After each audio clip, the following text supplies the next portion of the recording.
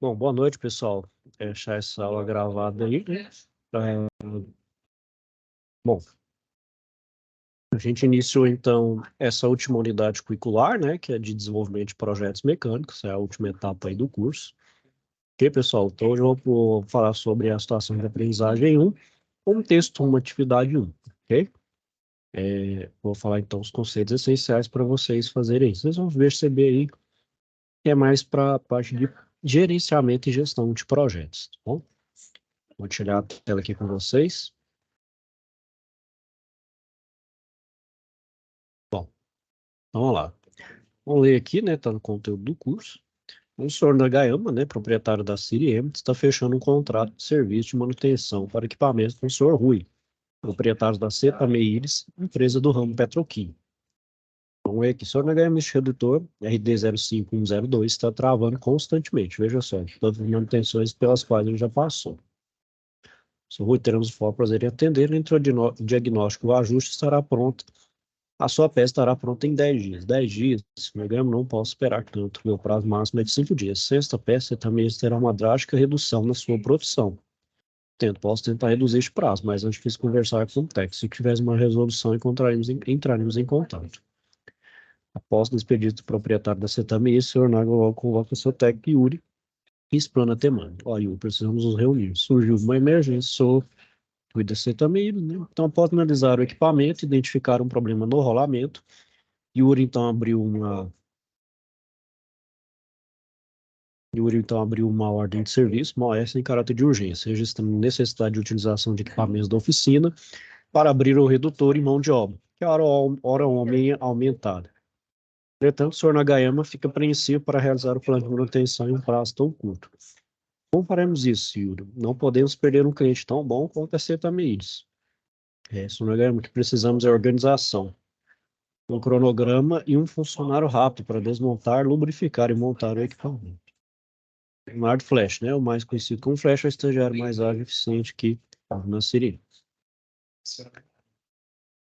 Bom, então os conceitos a gente vai precisar, né, pessoal, sobre projeto e gerenciamento, né, que é justamente sequencial, tempo e custo. Então, pelo que vocês estão percebendo aí, né, é uma parte crucial, né, que é de manutenção. Como aí pelo próprio cliente falou, é uma peça-chave da sua indústria, ou seja, tem que ser feita uma intervenção o quanto antes e achar uma causa raiz. Se você perceber ali, é uma peça que está constantemente, um conjunto que está constantemente dando problemas. É necessário a gente fazer, então, um gerenciamento mais macro desse procedimento de manutenção, estabelecendo uma sequência, um tempo e um custo em relação a isso.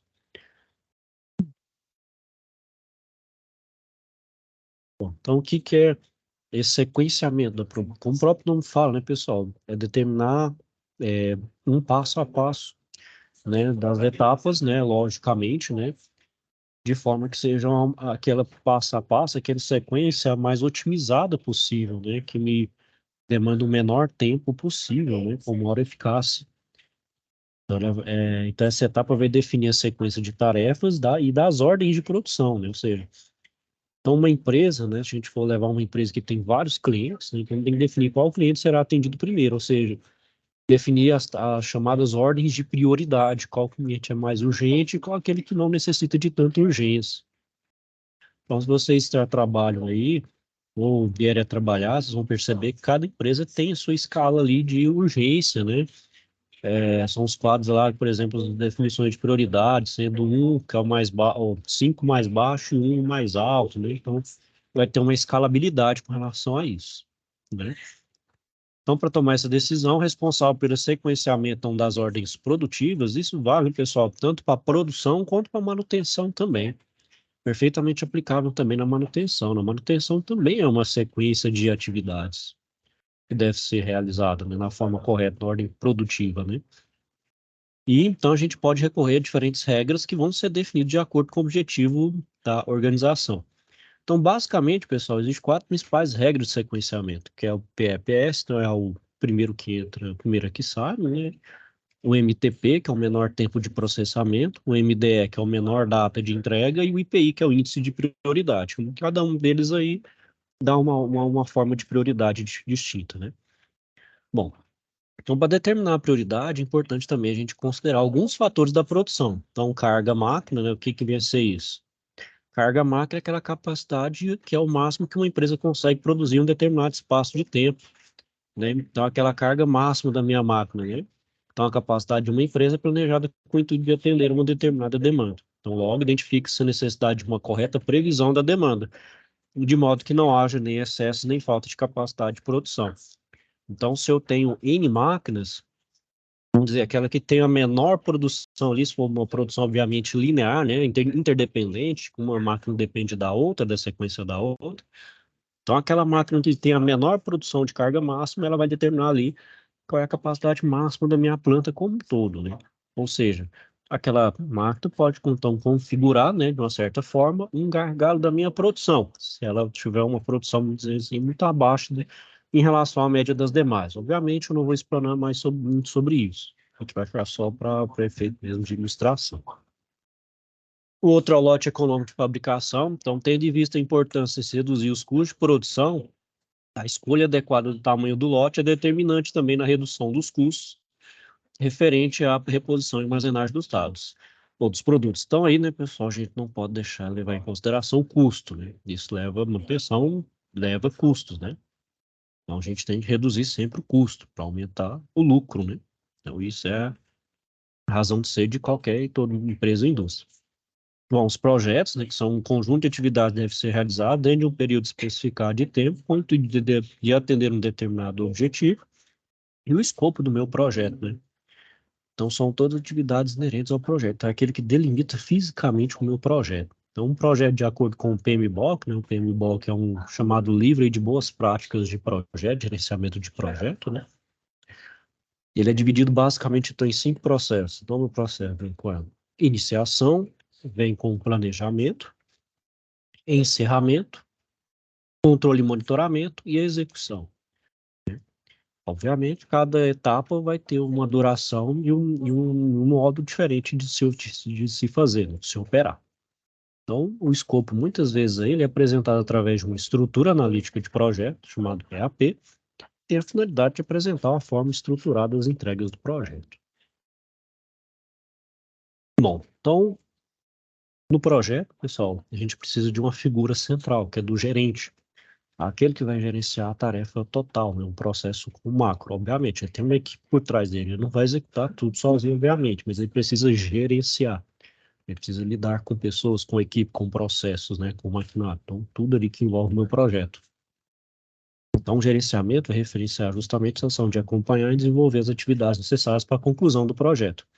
Então, para gerenciar o projeto, a gente tem que observar alguns elementos: sequência, tempo e custo.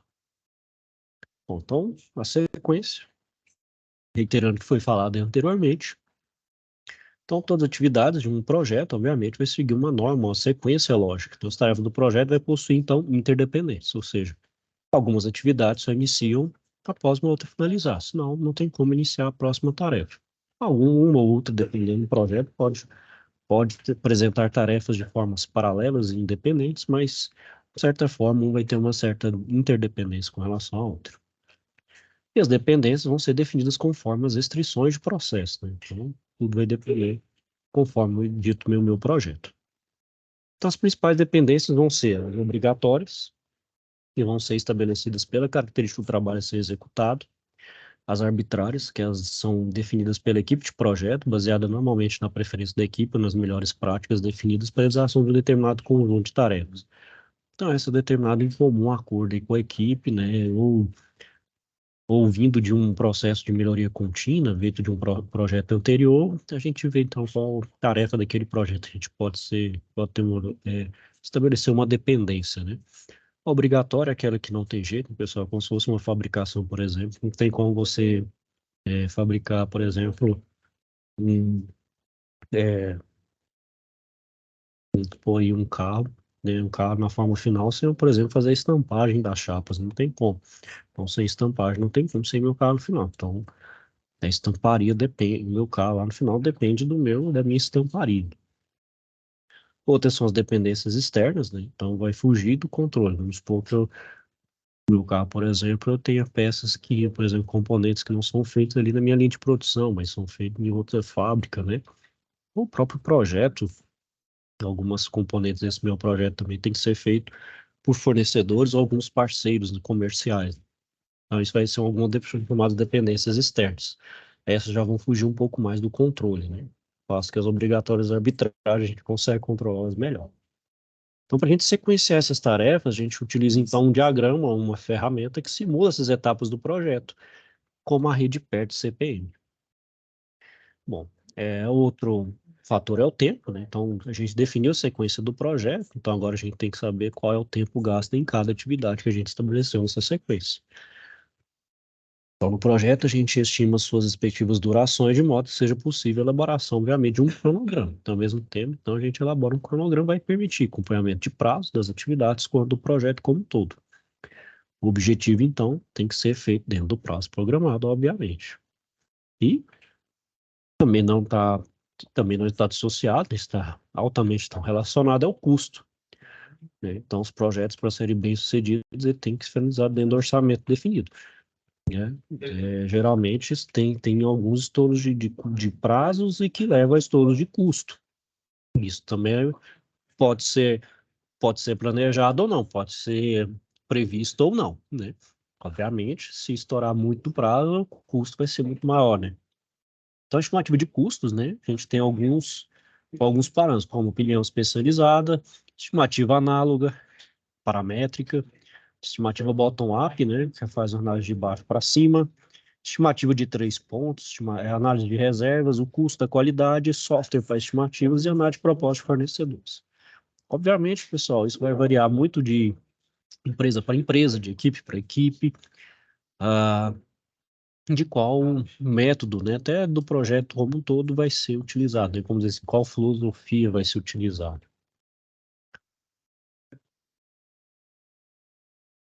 Bom, então, né, pessoal, o que vocês vão fazer aí, né? Vocês vão fazer uma rede perto do CPM, então apontando o caminho crítico, certo? Deixa eu só pegar um arquivinho aqui,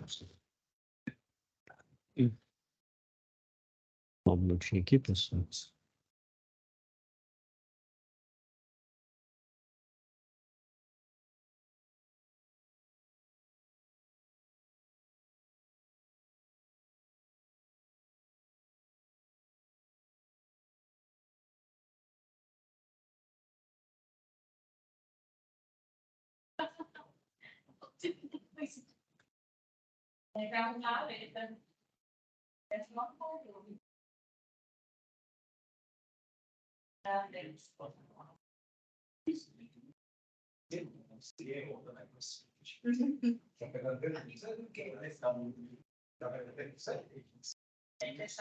As velocidades também se bem, eu tento fazer o processo seletivo.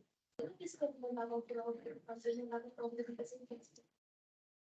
Todas eles. Ele teve um processo de mandava a prova de representante. Pessoal, eu acho essa.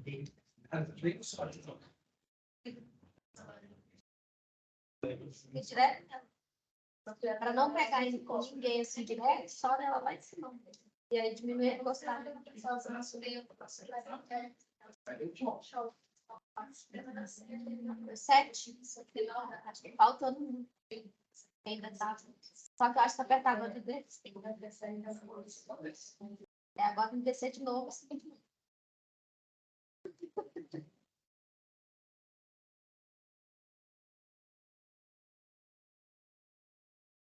sete. São sete. Então, né, pessoal, gerir projetos, então, deixa eu só compartilhar minha tela mais uma vez. Bom, então, gerir projetos, né, vai ser uma tarefa tão desafiadora. Vamos ter inúmeras atividades a serem coordenadas, né, entre si. O projeto, então, ser concluído dentro do prazo. E o não cumprimento de prazo, né, a gente acarreta, então, problemas com o cliente, prejudicando a reputação da empresa e a viabilidade do negócio. Então, a metodologia PERT-CP vai constituir, então, constituir dois métodos diferentes e complementares. Então, ambos foram desenvolvidos independentemente nos anos 50, né, por terem objetivos em comum, né, como controle, previsão, controle e coordenação de prazo, recursos e processos, em geral, são aplicados em conjunto. O PERT, ou chamado Técnica de Avaliação e Revisão do Programa, é uma ferramenta probabilística desenvolvida para estimar a duração de uma atividade através, então, do cálculo da média ponderada do tempo previsto para três cenários diferentes. Então, quais são os três caminhos? O cenário otimista, que vai considerar o tempo mínimo possível para a conclusão de atividade, terá peso 1 no cálculo da média, ou seja, é o chamado cenário ideal. A gente sabe que na prática nem sempre isso acontece. O cenário pessimista, que é aquele que vai pegar o pior tempo, né, o máximo de tempo possível para a conclusão da mesma atividade, também vai ter peso 1. E aquele chamado caminho, o cenário mais provável, vai ter peso cálculo, né, ou seja, aquele que é mais dentro da realidade, né, já considera o tempo mais provável de conclusão para a atividade. E o método caminho crítico, ele vai prever também que um conjunto de atividades que compõem um projeto vai haver, então, algumas atividades principais, cuja sequência de execução vai determinar, então, o tempo total da obra e, portanto, essa é a sequência fundamental do processo, na qual não podem haver atrasos. Outras atividades vão estar ocorrendo em paralelo, sequência terão alguma folga no tempo de execução. O CPM, né, vai utilizar gráficos compostos então, por setas representativas das atividades em si, sua duração calculada através do PERT, e por nós que representa então início e fim das atividades. As setas, por sua vez, vão encaminhar o processo de nó a nó até a conclusão do projeto e dessa forma a visualização do percurso, né, fica então mais fácil, mais visual. Então a gente pode fazer uma gestão de uma maneira mais assertiva. E o diagrama de redes, né, obviamente vai mostrar essa dependência entre as tarefas através de símbolos, que é setas, setas pontilhadas, círculos e arquivos relevantes, que são os caminhos das setas e o tempo entre as atividades. Bom, então, indo pela simbologia do PERT aí, né, o PERT CPM, o primeiro é o círculo, ele vai simbolizar a transição entre etapas e também são chamadas de nós. Entre eles, então, ficam as setas, que vai evidenciar, então, um ponto de partida e seu destino, de acordo com o fluxo dependendo das atividades. Os círculos, então, vão facilitar a visualização do gráfico e devem ser sempre numerados. As setas, né, as setas cheias, são as tarefas a serem executadas, então cada uma delas vai ter o nome da atividade na parte de cima. Geralmente a gente usa o código, né, para não ficar um nome muito extenso. A gente coloca, vamos supor lá, fabricação de dutos. Aí fica, ao invés de colocar fabricação de dutos, você faz uma legenda, você cria códigos com numeração, atribui um código alfanumérico ou simplesmente numérico para determinada tarefa. Aqui é só o número e o número e a duração daquela tarefa, né? As setas pontilhadas, né? Então, semelhantemente, as setas cheias, as pontilhadas vão representar os passos da construção, mas vão ser chamadas de fantasmas ou imaginários. Vão só para mostrar a dependência entre dois serviços e criar um novo, ou seja, que é só para aquela visão assim, de que tem uma dependência, não necessariamente que eles vão ser executados ali de forma dependente um com o outro. Então, embora eles também estabeleçam relação entre os planejamentos, as setas pontilhadas ainda têm outro uso. Então, aqui a gente tem um exemplo de uso da metodologia PERT-CPM. Então, aqui eu tenho uma tarefa 0, que é chamada início, é uma tarefa 1, essa tarefa 1, então, ela ramifica para outras duas, que é a 2 e a 3, depois elas convergem novamente para a 4, finaliza aqui na 5, certo? Então, os círculos vão realmente vão ser a transição entre os passos do projeto, com numeração aleatória. As setas, as letras são códigos que representam etapas reais. Então, aqui realmente seria o nome de uma etapa. E aqui, por exemplo, o tempo. Pode ser horas, dias, minutos, segundos, vai depender muito da sua tarefa, né? Então, aqui, né, pessoal, se a gente fizer uma análise de caminho, a gente vai ter o caminho, então, A, B, D e F, e o caminho A, C, E, F.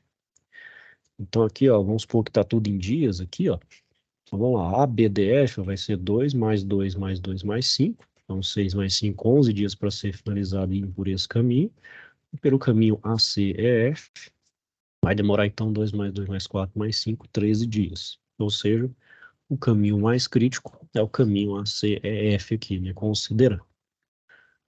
Então, e nesse caso aqui, né, pessoal, como a gente faz, né? Então, por exemplo, do caminho 1 aqui para o 2, ó,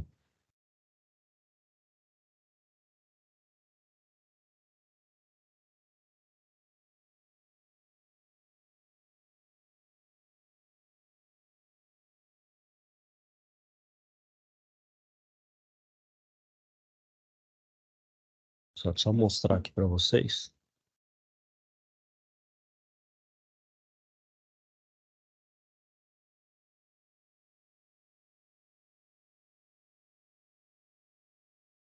Então aqui, ó, eu tenho justamente as atividades aqui, essa que você vai fazer lá no AVA, certo? Então você vai primeiro organizar as dependências, a precedência, né? Então 0, 1, você vai organizar aqui, né? Como se fosse aqui, né? Que são os círculos. E a duração. Então, por exemplo, daqui do 1 para o 2 aqui, por exemplo, ó, eu já tenho de 0 para o 1, eu já tenho meia hora aqui de duração. Então, por exemplo, do 0 para o 1 tem meia hora. Aí do 1 para o 2, você vai ter uma duração de 0,15 horas. Ou seja, eu vou somar aqui, ó, 0,5 com 0,15 do 2, eu vou ter 0,65. Então aqui, ó, você soma que está entre uma tarefa e outra, depois soma com a tarefa que tem atual, 0,65, assim por diante. Vocês vão perceber, por exemplo, que o número 3 ele vai ramificar algumas vezes, ou seja, vai ter então uma tripartição aqui das minhas tarefas, ou seja, então aqui vai ter um tempo, aqui vai ter outro, aqui vai ter um outro. Obviamente isso vai gerar um caminho, né? Vocês vão ver qual é o caminho maior e o mais crítico e fazer a conclusão aí, ok? De cada uma dessas tarefas. E essas aqui são as atividades. Elas estão com numeração, ao invés de você colocar todo esse nome aqui, né? Eu quis colocar o número aqui, por exemplo, 16. Ok, pessoal? Bom, então é isso aí. Vou finalizando a aula aqui por hoje. Caso tenha alguma dúvida ou questionamento, não deixe de procurar. Ok? Tô aqui para ajudar vocês quando necessário, for preciso. Desejar a vocês, então, uma boa noite. Fique com Deus e até a próxima.